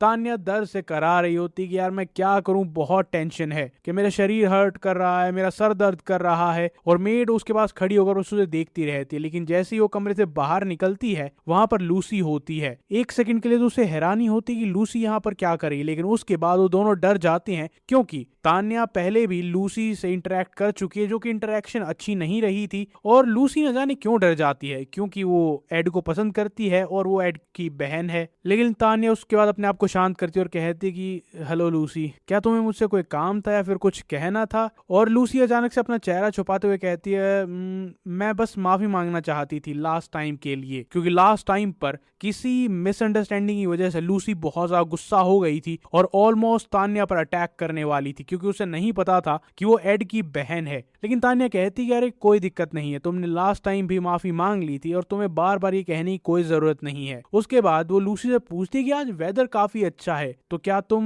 नैप लेने के लिए एड के कैंप में जा रही हो? आज का मौसम काफी अच्छा है एक नैप के लिए। लेकिन तान्या हैरान हो जाती जब वो सुनती है कि लूसी वहां पर नहीं जाती है। लूसी यही कहती है कि मैं ज्यादा बहुत टाइम से वहां पर नहीं गई हूँ। और तान्या उससे पूछती है कि ओह लेकिन क्यों, तुम्हें तो वहां पर जाना बहुत ज्यादा पसंद था। और लूसी कहती है कि मैं काफी जगह पर सोती हूँ, नैप लेती हूँ और कई बार ऐसा होता है कि बड़ा वियर्ड हो जाता है कि कभी मेरी स्कर्ट गंदी हो जाती है, कभी मेरे बाल बिखर जाते हैं, कभी बालों में कुछ लग जाता है और मैं अच्छी नहीं लगती। और उस टाइम पर वो बहुत ज्यादा ब्लश कर रही थी। और ये सुनकर तान्या और टेलर उसके साथ खड़ी मेड दोनों ही हैरान हो जाते कि लूसी को फर्क पड़ रहा है कि लोग उसके बारे में क्या सोच रहे हैं। आज तक तो ऐसा कहीं नहीं हुआ है, लूसी ने कोई जगह नहीं छोड़ी है जहां पर वो सोई हो या फिर उसने क्या किया हो, उसे कभी फर्क नहीं पड़ता। और वो मनी मन सोचती है कि यार क्या ये भी मेरे भाई को पसंद करती है। और उसके बाद वो कहती कि मैं प्लान कर रही थी कल मैं एड के कैंप साइट पर जाऊंगी, तो तुम चाहो तो मेरे साथ चल सकती हो। और लूसी कहती कि मैं बहुत टाइम से वहां पर नहीं गई हूं और मेरा वहां पर जाने का बहुत ज्यादा मन करता है। और उस टाइम पर लूसी बहुत ही ज्यादा ब्लश कर रही थी और पता चल रहा था कि वो क्या फील कर रही है। और तभी वहां पर एक आवाज आती कि लूसी तुम चिंता मत करो, तुम पहले से ही बहुत ज्यादा खूबसूरत हो, लेकिन कल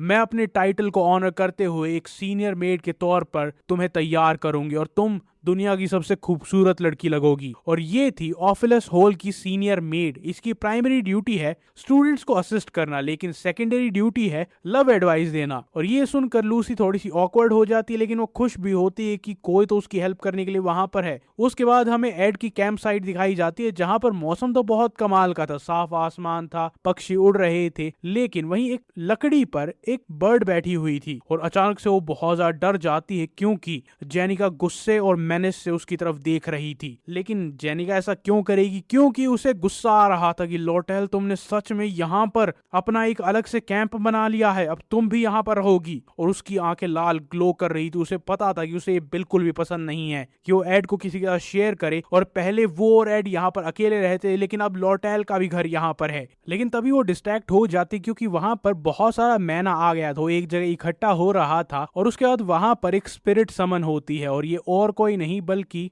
विंड स्पिरिट थी, वो भी ह्यूमन फॉर्म में। और वो वहां पर आते ही पूछती है कि तुम सब कैसे हो, बहुत टाइम हो गया था जब से तुमने मुझे यहाँ पर बुलाया था। और एड कहता है कि अब मेरी बॉडी पर ज्यादा स्ट्रेन नहीं पड़ रहा है तुम्हें ह्यूमन फॉर्म में समन करने में भी। और वो कहते हैं कि बहुत ही कमाल की बात है। उसके बाद जो एड के हाथ में वो स्टाफ थी उसके बारे में बताया जाता है कि ये बहुत ही rare thunderstruck 1000 year old wooden केन है। ये एक ऐसी मैजिक केन है जिसे बनाया गया है 1000 साल पुराने एक पेड़ की लकड़ी से। और वो पेड़ भी तब टूटा था जब उस पर बिजली गिरी थी, जिसकी वजह से ये तुम्हारे स्पेल की सेंसिटिविटी और उसकी इफेक्टिवनेस बढ़ा देता है। और इसे क्राफ्ट करने की डिफिकल्टी है 3.5 स्टार्स, मतलब इसे क्राफ्ट करना काफी मुश्किल है। उसके बाद इसके बहुत सारे फायदे बताए जाते हैं जो कि एड के लिए परफेक्ट है। चाहे किसी भी एट्रीब्यूट की स्पिरिट हो, चाहे विंड, फायर, अर्थ, कोई भी हो, उन सब की सेंसिटिविटी एम्पलीफाई हो जाती है। स्पिरिट मैजिक की मैना एफिशिएंसी बढ़ जाती है। सभी स्पिरिट फॉर्मूलाज को यूज कर सकते हैं, चाहे तुम्हारी स्पिरिट सेंसिटिविटी कम हो या फिर ज्यादा हो। अब एड की बहुत ज्यादा कम है, इसीलिए वो बहुत अच्छे से इसे यूज कर सकता है। और जब तुम हाई रैंकिंग विंड स्पिरिट मरिल्डा को बुलाओगे तब भी तुम्हारी मैना एफिशिएंसी बहुत ज्यादा बढ़ जाएगी,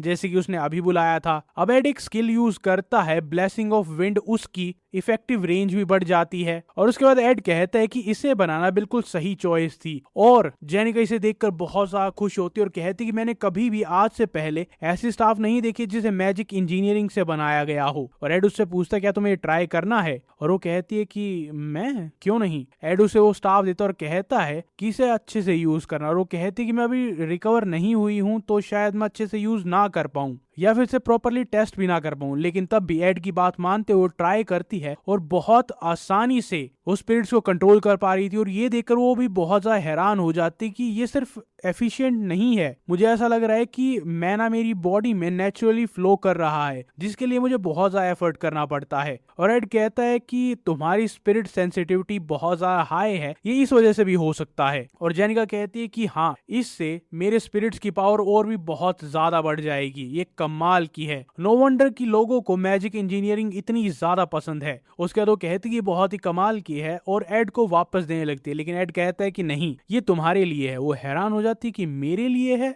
और एड कहता है कि हाँ। लेकिन जेनिका पूछती है क्यों, तो ये बहुत ज्यादा रेयर चीज है, तुम मुझे क्यों दे रहे हो। और एड कहता है कि तुमने मेरे लिए बहुत कुछ किया है, जब कोई मुझ पर यकीन नहीं कर रहा था, मैं अकेला, तुमने मेरे लिए खाना बनाया, कपड़े साफ किए, मैं बीमार था, मुझे ठीक किया, कम से कम मैं तुम्हारे लिए इतना तो कर ही सकता हूँ। आई एम सॉरी कि मैं पहले तुम्हें प्रॉपरली थैंक यू नहीं कह पाया था, लेकिन ये मेरी तरफ से एक थैंक यू गिफ्ट है। लेकिन जेनिका तब भी बहुत ज्यादा सोचती है कि ये अगर तुम रखोगे तो ये तुम्हारे ज्यादा काम आएगा। लेकिन एड कहता है कि नहीं, ये मैंने स्पेशली तुम्हारे लिए बनाया, और वैसे भी मैं अपने लिए एक और ऐसी ही केन बनाने वाला हूँ, तो तुम्हें चिंता करने की कोई जरूरत नहीं है। और इसी के साथ एड देखता है जेनिका की तरफ, जिसके पैरों की मूवमेंट थोड़ी अजीब हो गई थी, और वो कहती है एक और, इसका मतलब ये एक पेयर की तरह होगा। और वो हंसने लग जाती है और कहती है कि मैं इसे बहुत अच्छे से यूज करूंगा। और इस टाइम पर वो भी ब्लश कर रही थी। आखिरकार इस एपिसोड में चल क्या रहा है। वो एड को थैंक यू कहती है और उसे देखकर एड पहले थोड़ा सा शर्माता और उसके बाद स्माइल करने लग जाता है और कहता है कि मैंने बिल्कुल सही चॉइस ली थी। उसके बाद हमें दिखाया जाता है एक नोटिस बोर्ड, जहां पर स्टूडेंट प्लाजा था और सारे स्टूडेंट्स उसे देख रहे थे कि यार मैं तो मर जाऊंगा, मैं क्या करूं। और ये नोटिफिकेशन थी फाइनल एग्जाम को लेकर। और उस टाइम पर एक लड़की एड को रास्ता दिखा रही थी और फाइनल सीजन शुरू हो चुका है। और एड सोचता है कि ये सब कुछ डिपेंड करता है सब्जेक्ट पर, लेकिन मुझे दोनों की चिंता करनी होगी, रिटन एग्जाम की भी और फील्ड एग्जाम की भी। उसके बाद एड अपने लेफ्ट की तरफ देखता है, वहां पर दो स्टूडेंट उसे हेलो कह रहे थे या बाउ डाउन कर रहे थे, क्योंकि एड बहुत ज्यादा फेमस हो चुका है। और वो मनी मन सोच रहा था ये सिर्फ अप्लाई होता है मिडिल और अपर स्टूडेंट्स पर। रिटन एग्जाम 100 नंबर तक जाता है, और जहां तक फील्ड एग्जाम की है वहां पर कोई मैक्सिमम लिमिट नहीं होती। जो टॉप स्टूडेंट्स होते हैं हर एक क्लास के, वो लीड स्कोर मेंटेन करते हैं, वो फाइनल एग्जाम में सिर्फ और सिर्फ फील्ड एग्जाम पर ध्यान देते हैं और वो टॉप कर जाते हैं। जैसे कि अप्लाई करता है वेट पर, जो कि उसे हेलो कह रहा था, जो कि फर्स्ट ईयर का टॉप स्टूडेंट है। और हाँ, मुझे मेंशन करने की जरूरत भी नहीं है, जैसे लूसी जो कि सेकंड ईयर की टॉपर है। और अगर तुम्हें टॉप करना है तो सबसे ज्यादा मैटर करता है फील्ड एग्जाम, उसमें टॉप करना। और हाँ, फाइनल ईयर की टॉप स्टूडेंट है जेनिका। एड आगे जाता है, उसे और दो लोग मिलते हो, उन्हें हेलो कहता है और सोचता है कि यार क्या मैं सच में फील्ड एग्जाम में जेनिका को हरा सकता हूँ, क्योंकि उसने सुना था कि प्रोफेसर के साथ एक प्रैक्टिस एग्जाम भी है। उसके बाद वो आगे जाता है, उसे आगे और लोग मिलते हैं, वो उन्हें भी हेलो कहते हैं, जो कि पिछले मिशन में उसके साथ थे। और वो सोचता है कि फर्स्ट प्लेस में ज्यादातर स्टूडेंट्स ये सोच भी नहीं सकते कि वो टीचर से मुकाबला करेंगे, क्योंकि वो सब लोग लूसी और जेनिका जैसे प्रोडिजी या फिर टैलेंट नहीं है। एड आगे जाता है, वहां पर उसे और स्टूडेंट्स मिलते हैं और एड सोचता है कि यार टॉप स्टूडेंट्स को सारी की सारी फीस से एग्जेम्पशन मिलती है। अब ये बात सच है कि मैं अभी मैनेज कर रहा हूँ, स्कॉलरशिप से मुझे कुछ पैसे मिलते हैं लॉटेल के साथ ट्रेडिंग करने के बाद, लेकिन तब भी सब कुछ बहुत ज्यादा टाइट रहता है। तो इस बार मैं एम करूंगा ताकि मैं अपनी क्लास में टॉप करूं, शायद मैं जेनिका को हरा पाऊंगा। लेकिन उससे पहले वो सोचने लगता है कि यार क्या चीजें बदल चुकी हैं, और वो कहता है कि हाँ अब चीजें बदल चुकी हैं, मुझे ट्राई करना चाहिए, मैं टॉप करूंगा अपनी क्लास क्लास में। और उसके बाद वो स्टूडेंट काउंसिल रूम में पहुंच जाता है और वो लड़की कहती है कि यहाँ पर प्रेसिडेंट आपका वेट कर रही है। एड उससे कहता है कि थैंक यू मुझे यहाँ तक गाइड करने के लिए, और वो कहती है कि हाँ क्यों नहीं। और एड के अंदर जाने के बाद वो एक लंबी सांस लेती कि यार ये बहुत ज्यादा फेमस है। उसके बाद हमें तान्या दिखाई जाती है जो कि याद कर रही थी कल रात का सीन जब उसे लेटर मिला था जहाँ पर आगे की स्टोरी बताई जाती है। उसमें उसके फादर उसे तो घर बुला ही रहे थे, उसके साथ साथ वो कहते हैं कि मुझे पता है कि एड जिंदा है तो एड को भी अपने साथ ले आना। मुझे पता है कि उसके बारे में पब्लिक ओपिनियन बिल्कुल चेंज हो चुका है, उसकी मैजिक स्किल हाइटन हो चुकी है और अब मैं उसे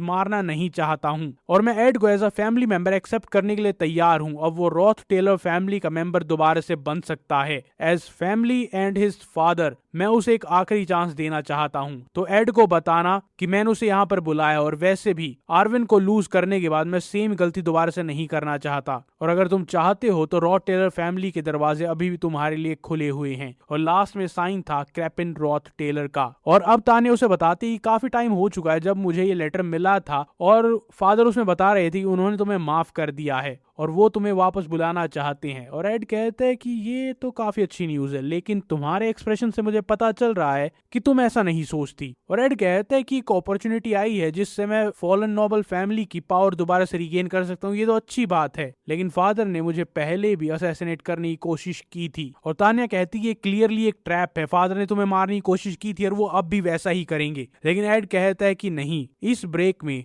इस विंटर ब्रेक में या समर ब्रेक में और इन छुट्टियों में तुम और मैं साथ में घर चलेंगे। और उसके बाद एड उस पेपर को जला देता और कहता है कि मेरे अपने भी कुछ प्लान्स हैं, मुझे वो भी पूरे करने हैं। उसके बाद नेक्स्ट चैप्टर शुरू होता है एक शहर से जो कि पूरा जल रहा था। अब ये कौन सा शहर है? ये एक ऐसी स्टोरी है जो कि हिस्ट्री की बुक्स में ऑलमोस्ट गायब हो चुकी है। ये उस टाइम की जब क्लोअल एम्पायर डेमी ह्यूमंस के साथ एक वॉर पर था, जहां पर डेमी ह्यूमंस अब कैपिटल ऑफ क्लोरन पर पहुंच गए थे। वहां पर डेमी ह्यूमंस ने अटैक किया था और उस डेस्परेट अटेम्प्ट में या फिर उस डेस्परेट टाइम में कुछ ऐसे मेज थे जिन्होंने पूरे एम्पायर को बचाया था, पूरे आर्मीज को लीड किया था और सबसे ज्यादा इंपैक्ट किया था और उसका नाम था ऑबलिस फोर्सेस। वहां पर 3 मेज सबसे ज्यादा प्रोमिनेंट थे, 3 यंग मेजेस जिन्होंने किंग को असिस्ट किया था, जिसमें एक था ग्लास द सीकर जो कि पहले यहाँ पर प्रोफेसर था, दूसरा था जेलन द कार्वर और उसके बाद एक जो आउटकास्ट था जिसे कोई पसंद नहीं करता था और वो सबसे अजीब था,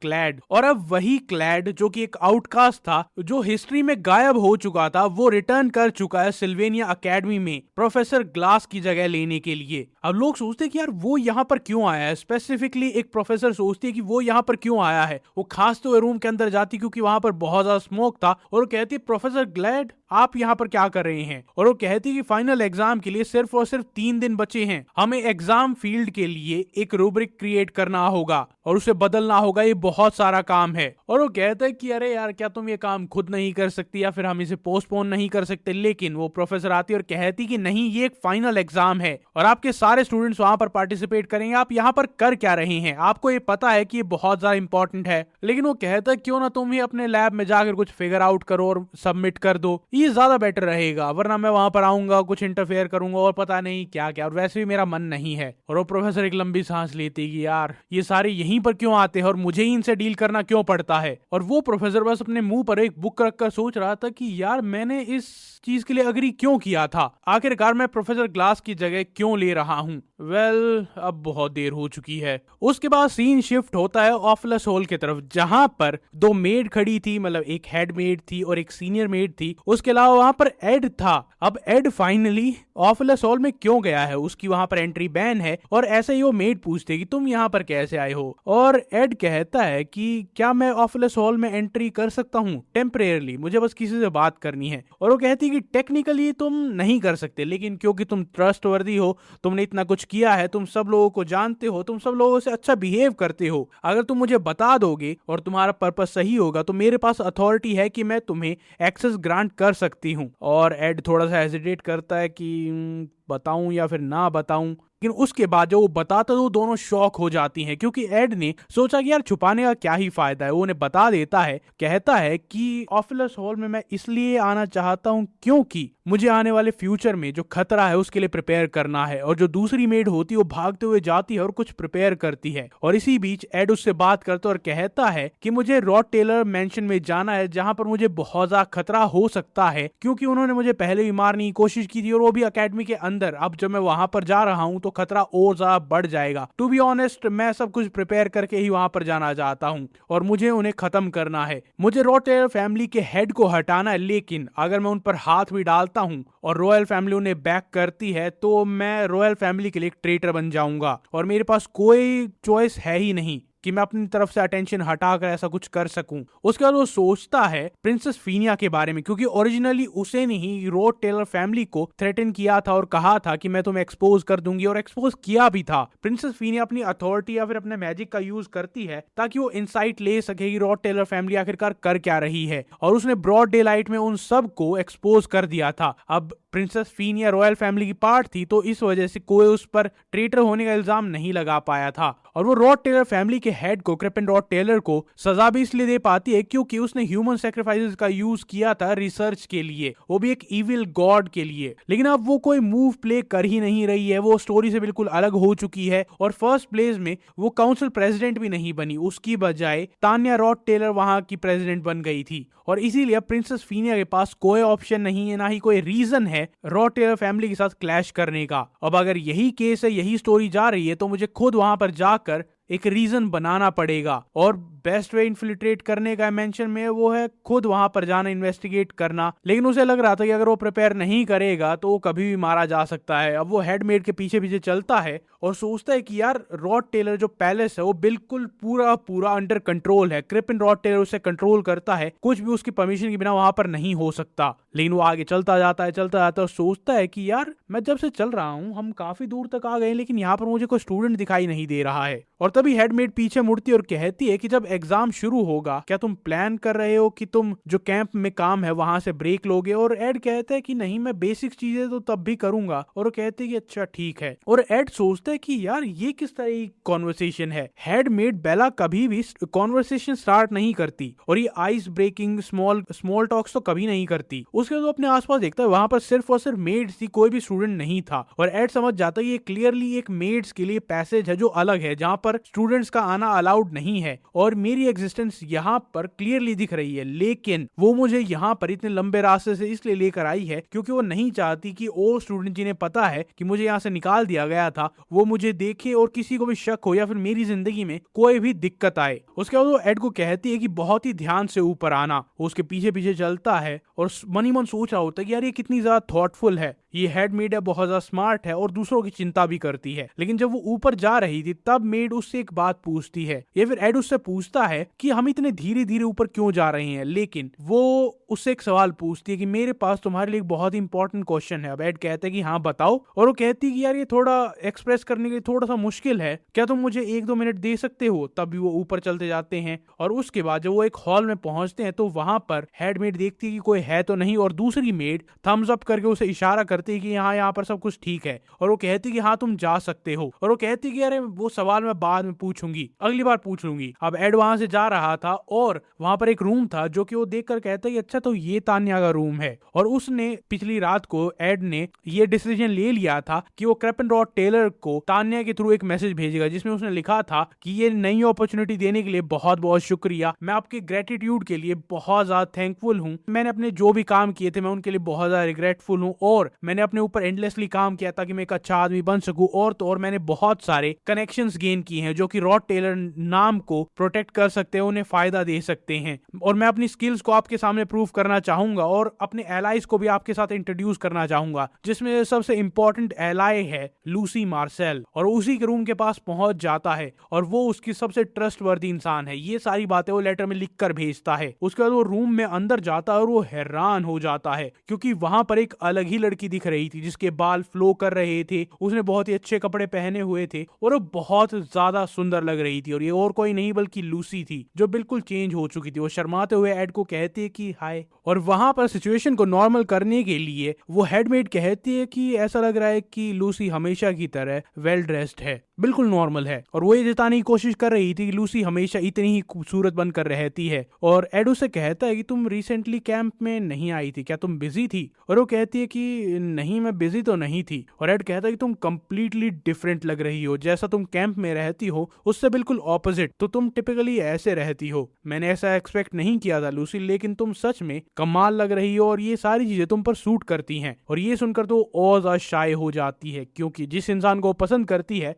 वो उसकी तारीफ कर रहा है। और हेडमेड उससे पूछती है कि तुम्हें यहाँ पर कुछ काम था ना एड, वो क्या था? और एड लूसी को कहता है कि एग्जाम के बाद मैं चाहता हूं कि तुम मेरे साथ मेरे घर पर चलो और मेरे फादर से मिलो। और ये सुनते ही उसकी आंखें बड़ी हो जाती हैं, वो ब्लश करने लग जाती है और उसे लगता है कि एड उसे प्रपोज कर रहा है। हेडमेड के पसीने छूट जाते कि यार इसने ये क्या कहा। और एड थोड़ा ऑकवर्ड हो जाता है कि अच्छा, ये थोड़ा मैंने गलत बोल दिया है, मैं ढंग से तुम्हें समझाता हूँ कि आखिरकार मेरा मतलब क्या था, मैंने उसे थोड़ा सा गलत तरीके से फ्रेज कर दिया था। एड उसे सारी बात बताता है और कहता है कि मैं यहाँ पर अपनी जान को रिस्क में डाल रहा हूँ। ऑफ कोर्स वहां तक जाने में, आने में, सब कुछ करने में बहुत ज्यादा टाइम लगेगा और मैं तुम्हें सब कुछ फ्री में करने के लिए नहीं कह रहा हूँ। मैं तुम्हें सिर्फ और सिर्फ इसलिए बता रहा हूँ क्योंकि मैं तुम्हें पूरी तरीके से ट्रस्ट कर सकता हूँ। और उस टाइम पर लूसी बिल्कुल एग्जॉस्ट हो चुकी थी कि यार मैंने क्या सोचा था और ये क्या निकला, मेरा सपना फाइनली पूरा होने वाला था। और वो बताता है कि मैं क्रेपन रॉड टेलर को डीथ्रोन करने की सोच रहा हूँ। मैं उसे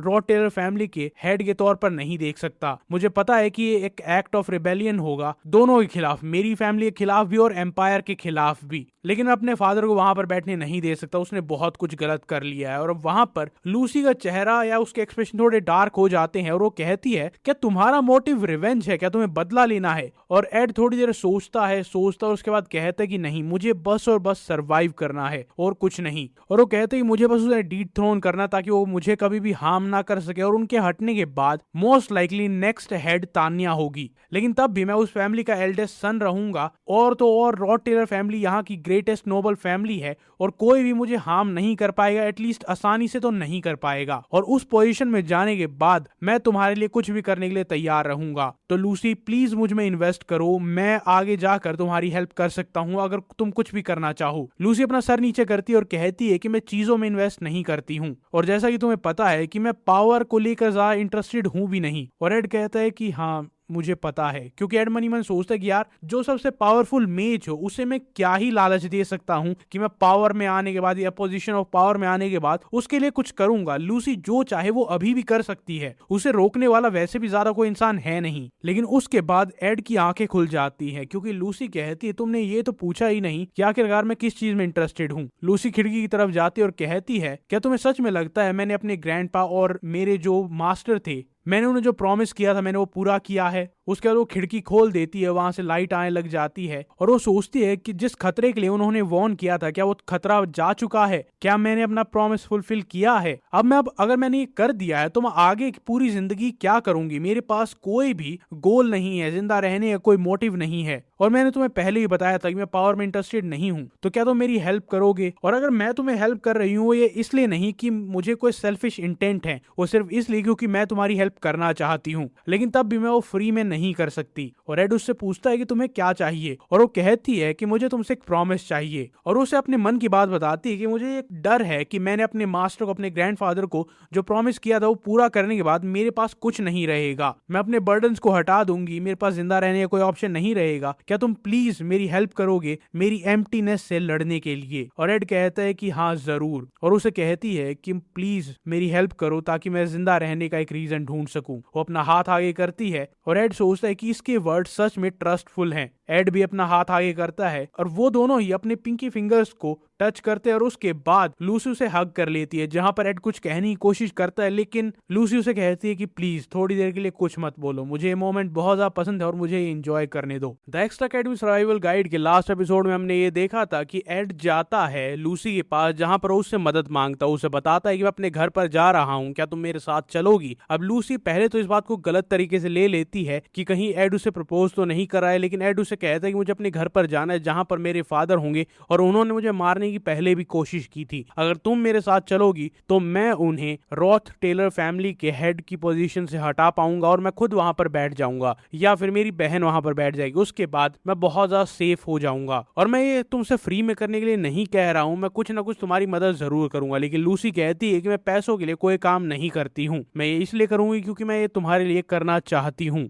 और बदले में उसे कहती है क्या तुम मेरी मदद करोगे कि कहीं मैं अकेली ना हो जाऊं, कहीं मैं कहीं गलत रास्ते पर ना निकल जाऊं। उसके बाद वो दोनों हक करते हैं और अब अगला दिन शुरू होता है जहां पर एग्जाम चल रहा होता है और एड और जेनिका एक दूसरे के साइड में बैठे होते हैं। वो एक दूसरे को देखते हैं और एड उसे कहता है कि अभी के लिए हम दोनों दुश्मन हैं। और जेनिका हैरान हो जाती कि दुश्मन है, लेकिन हम दोनों दुश्मन क्यों हैं, क्यों, क्या हुआ? और एड कहता है कि अरे ऐसी बात नहीं है, मैं ये सिर्फ इसलिए कह रहा हूँ क्योंकि मैं इस साल एम करूंगा कि मैं टॉप स्टूडेंट बन जाऊं, क्योंकि टॉप स्टूडेंट तुम हो तो मुझे तुम्हारे साथ compete करना ही पड़ेगा। और उसके बाद एड अपनी पास्ट मेमोरीज को याद करता है जहां पर वो ये बताता है कि जब से मैं इस दुनिया में आया हूं मेरा गोल सिर्फ और सिर्फ एक ही रहा है कि मुझे यहां से ग्रेजुएट करना और किसी तरीके से सरवाइव करना है, क्योंकि इस पूरी एकेडमी की जर्नी में बहुत सारे केओटिक इंसिडेंट होते हैं और ये करने के लिए मुझे सबसे पहले अपनी मैसिव ट्यूशन फी को अफोर्ड कर पाना होगा, तभी तो मैं यहाँ से ग्रेजुएट कर पाऊंगा। लेकिन जब से वो यहाँ पर आया है उसने ग्लॉक फाउंडेशन की स्कॉलरशिप ली, उसके बाद जो लॉटेल के साथ वो ट्रेडिंग करता था उसके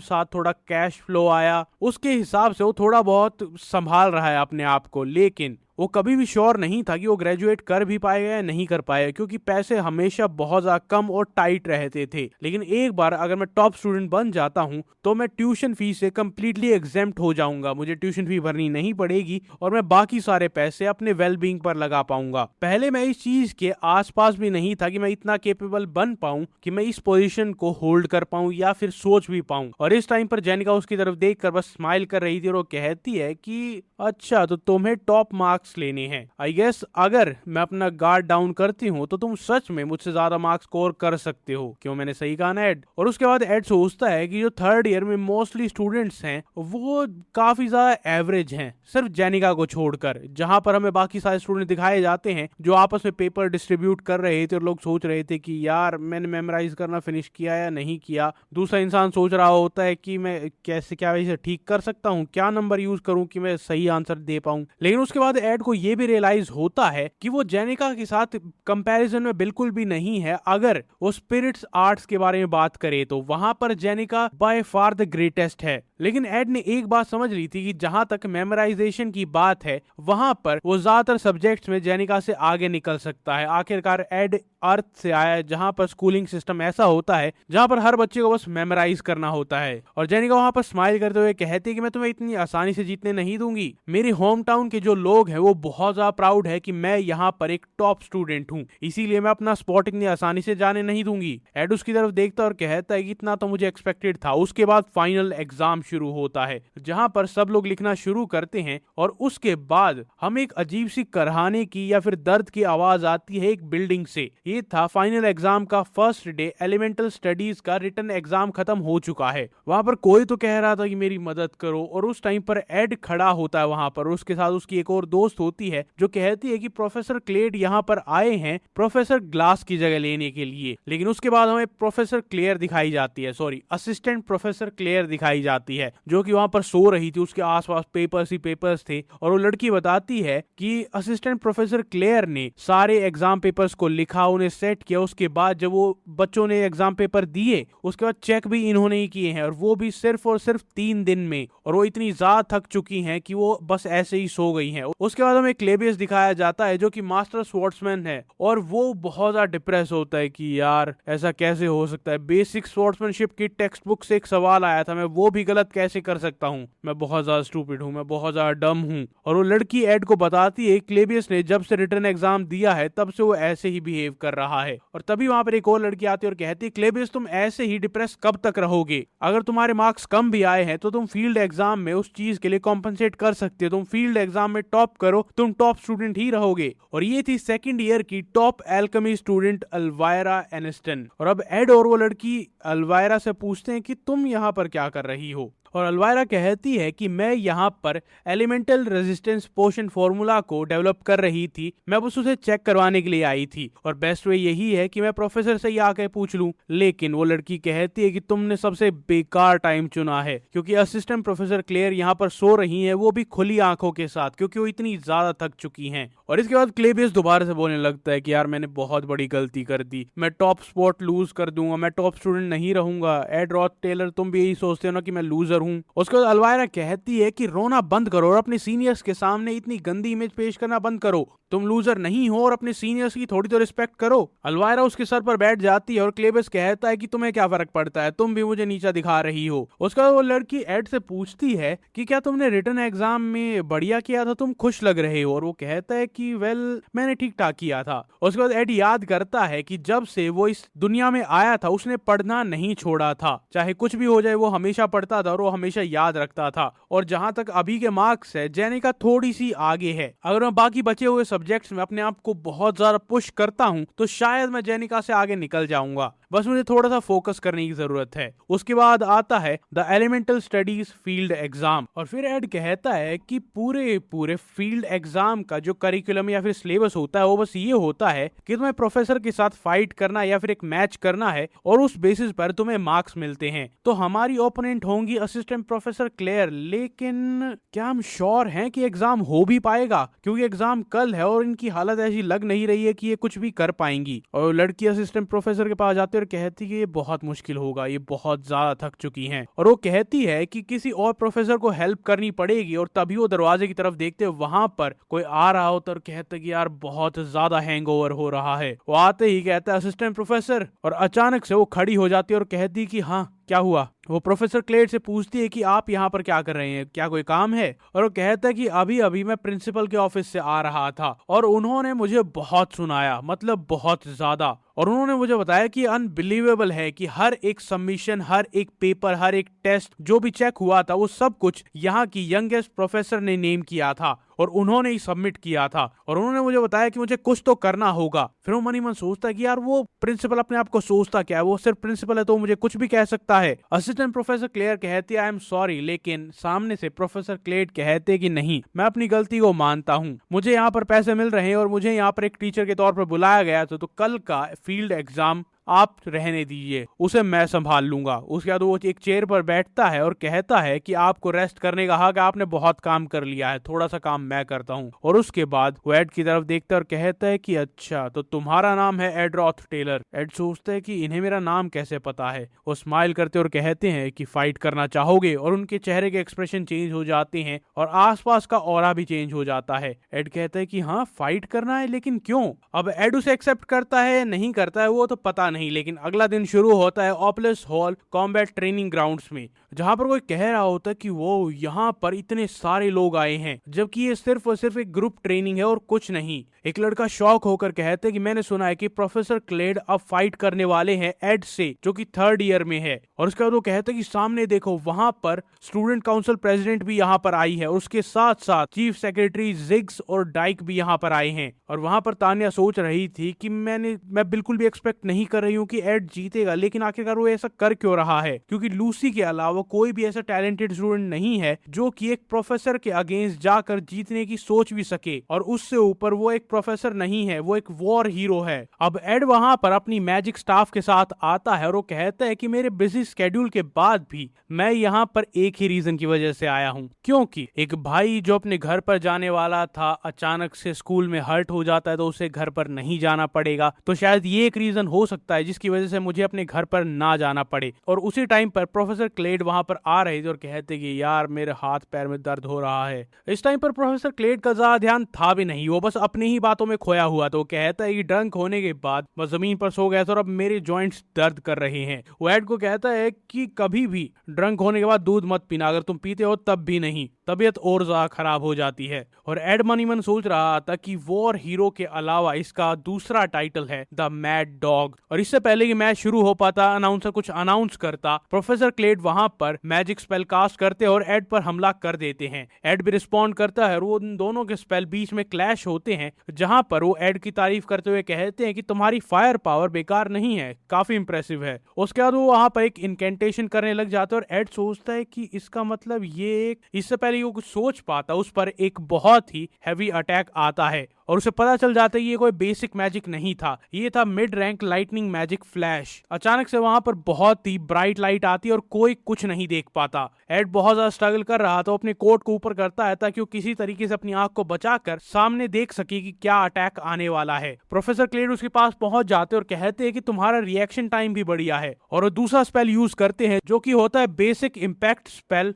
मैजिक शॉकवेव, और बदले में एड भी बेसिक डिफेंस स्पेल का यूज करता है ताकि वो अपने आप को बचा सके चाहे अटैक किसी भी तरफ से आए। और इसी के साथ साथ जैसे वो उसके अटैक को रोकता है वो बेसिक फायर स्पेल यूज करता है इग्निशन। लेकिन प्रोफेसर को ये पहले से पता होता है, इसीलिए वो बहुत ही जल्दी पीछे हट जाते हैं, और वो भी एक प्रोफिशिएंट है मैजिक में। लेकिन इसी के साथ साथ एड वहीं पर रुकता नहीं है, वो पहला स्पेल सिर्फ और सिर्फ उनकी आईसाइट वीक करने के लिए था। एड एक और स्पेल का यूज करता है जो कि होता है पॉइंट एक्सप्लोजन, और ये देखकर प्रोफेसर काफी ज्यादा इंप्रेस थे कि उसने सेम ट्रिक यूज की थी जो कि अभी अभी प्रोफेसर ने की थी। एड उस टाइम पर बहुत ज्यादा सीरियस होता है, पहले वो सोचता है क्या उसका अटैक लैंड किया होगा या फिर नहीं होगा, लेकिन उसके बाद उसे प्रोफेसर की आवाज आती है कि तुम एक बढ़िया स्टूडेंट हो, तुम बहुत जल्दी सीख लेते हो। क्या तुम उस टाइप के स्टूडेंट हो जो घर जाकर अपने होमवर्क को रिविजन करता और ये देखता है कि आज उसने क्या सीखा? लेकिन तब भी प्रोफेसर बिल्कुल अनहार्म्ड थे और वो आग में से निकलकर सामने आ रहे थे, और कहते हैं कि अब थोड़े कॉम्प्लेक्स टॉपिक्स पर चलते हैं। वहां पर एक हाथ में फायर स्पेल होता है वाटर बुलेट और दूसरे में इग्निशन होता है, वो दोनों कंबाइन करते और हर तरफ कोहरा आ जाता है, जिसे देखकर एड सोचता है कि ये बिल्कुल वैसा ही है जैसा मैंने भी एक बार यूज किया था अपने आप को बचाने के लिए। तभी एड विंड स्पेल का यूज करता है विंड ब्लेड यूज करने के लिए, लेकिन जब वो उस शैडो फिगर पर अटैक करता तो वहां पर बस एक आइस स्कल्पचर था और कुछ नहीं, और एड के पीछे से एक विंड ब्लेड स्पेल आता है। एड बहुत ही मुश्किल से बस बेयरली उसे डॉज कर पाता है, और वहीं कोहरे के अंदर से ही